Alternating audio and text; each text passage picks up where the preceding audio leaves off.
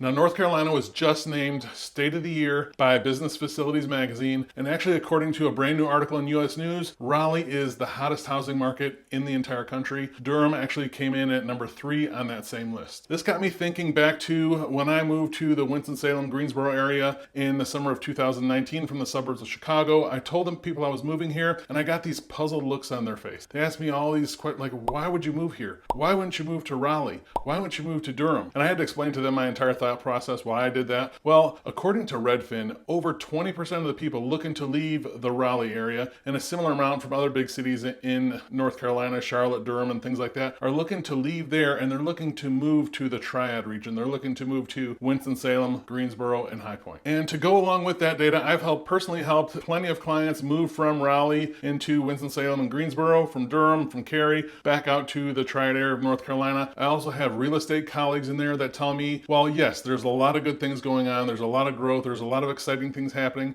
There's still plenty of people that are looking to leave the Raleigh-Durham area and move to Winston-Salem, Greensboro, and High Point. So in this video, I want to talk a little bit about not only why I chose the Winston-Salem and Greensboro area over Raleigh-Durham, but also why these clients of mine that I've helped make that same move, why they've told me, and also some of those real estate colleagues that I talked to, some things and changes that they see going on that is pushing people to leave Raleigh-Durham and move west to the Triad. I'm Jeff Valentino. I love helping people buy and sell real estate. If that's you, my contact information is below. And before you get really upset, I am not saying that Raleigh, Durham, and Cary is a bad place to live. I was really close to moving there. I'm saying that there are different strokes for different folks, right? And I made that choice that I made to move to the Winston-Salem area, and other people are looking to leave Raleigh to move west to the Triad region as well. So we're just going to talk about some of those differences. Raleigh's great. I'm really glad that I can go visit there. It's just, an hour and a half away from me. So first, some things in common. And, Raleigh, Durham is, maybe that's like the cool brother of, North Carolina cities. It's got a lot going on. It's exciting. I understand all that. It's got a great food scene. It has some really,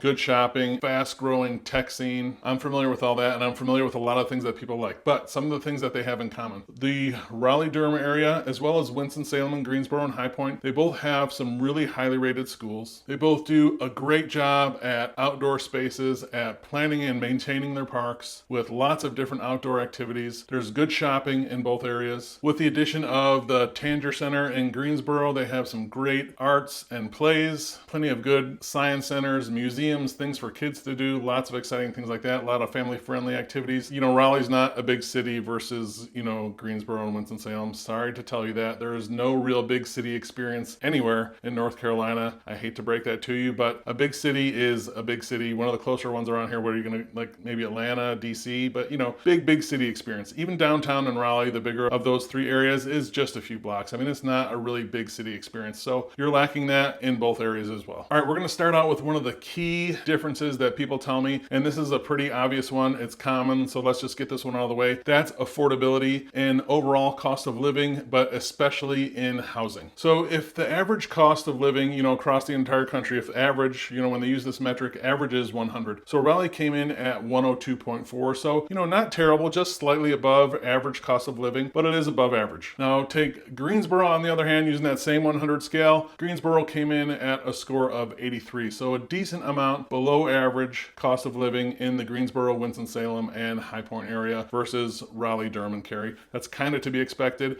That goes, through everything from, taxes, insurance, groceries, restaurants, all that stuff like that. But where you see the big difference is in the housing, of course. So right now in Raleigh, according to the National Association of Realtors, the median list price for a home in Raleigh is $425,000. And if we do just a quick search on Zillow, I'm going to show you just a couple different things. First, let's look on the outskirts of town where your money tends to go a little bit further, still in Raleigh, but we're on the outer edge of town. We see a 3-bedroom, 3-bath home, decently rated schools, under 2,000 square feet, about 1,900 square feet. Where if we take that same thing, we go look in town at a desirable neighborhood, and $450,000 gets you a 3-bedroom, 2-bath house that was built in 1958. It has about 1,800 square feet, no garage, but it does have a carport. But this is in one of the more desirable neighborhoods in Raleigh. On the other hand, in Greensboro, the median sales price is $295,000, so about $130,000 less than in Raleigh. That's real money. That makes a big difference in overall affordability, of course. But let's take a couple look at some of these houses. So this first one here, again, on the outskirts of town where maybe your money goes a little bit further, we see a home built in the 90s mid-90s, 4 bedrooms, 3 baths, priced right around the median sales price for the area. It also has some of the Triad area's highest rated schools that you can get, really desirable schools in a desirable neighborhood for just around $300,000. This is a great example of what you can get in the Greensboro area. Now, taking an in-town example, let's go to Winston-Salem and one of its most desirable neighborhoods, the Ardmore neighborhood in Winston-Salem. You see about that same price point. You get a really nicely updated yet still historic Dutch colonial home right in one of Winston-Salem's most popular neighborhoods. This has 3 bedrooms, 2 baths, and this one sold for under $300,000. It was done really, really nicely. So again, overall cost of living and housing affordability, a big difference in Winston-Salem, Greensboro, and High Point versus Raleigh-Durham. You just get so much more for your money. That's one of the big reasons people told us they're moving from Raleigh-Durham to Greensboro and Winston-Salem. The next one we heard of why people are looking to leave Raleigh-Durham and move to Greensboro and Winston-Salem are just the overall crowds and traffic. And this covers a little bit of everything, you know, from schools to stores to the roads to, you know, standing in line at the bank. The Triangle is just getting really crowded. With its surge in popularity, it is busy, it's crowded, and it's starting to take its toll not only on the infrastructure, but again, it's kind of affecting people's attitude. One of the reasons they stated a lot why they're looking to leave is just to get away from some of these crowds. So the average commute in Winston-Salem versus